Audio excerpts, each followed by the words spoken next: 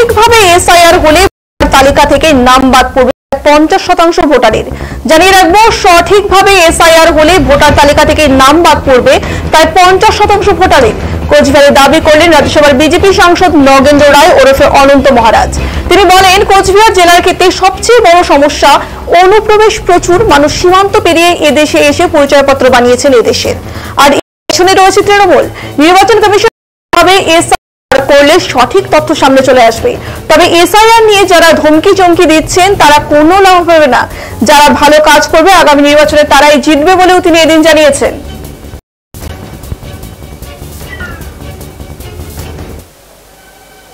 SIR হচ্ছে, আর জানিয়ে ইতিমধ্যে সরব হয়েছে প্রত্যেকেই। বলছে যে এসআইআরে এখনো পর্যন্ত খবর রয়েছে তাতে প্রায় 54% গড় মিল।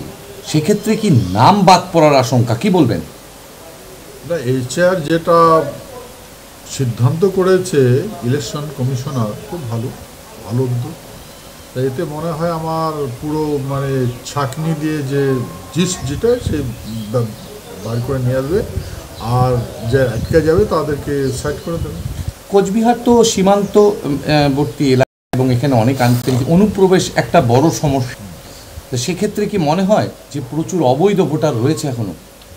না, ভোটার তো বহুত আছে, এটা তো একদম সত্য কথা। কিন্তু এই ভুয়ো ভোটারদের রিফাইন করলে বেরিয়ে যাবে সব, সেই জন্য তো এসআইআর হচ্ছে। কিন্তু শাসক দল বলছে যে এসআইআর করতে দেবে না, তারা রীতিমতো হুমকি দিচ্ছে।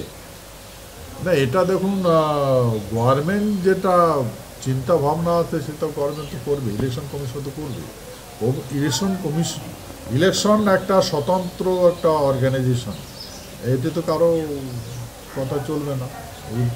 যেটা করবে সেটা একদম ফাইনাল হয়ে যাবে। কি মনে হয় এসআইআর হলে সামনের বিধানসভায় বিজেপি কি জয়লাভ করবে অনেক বেশি সংখ্যক সিটে? এখন জয়লাভের কথা জনগণের উপর নির্ভর করে, তা ভালো ফল হতে পারে।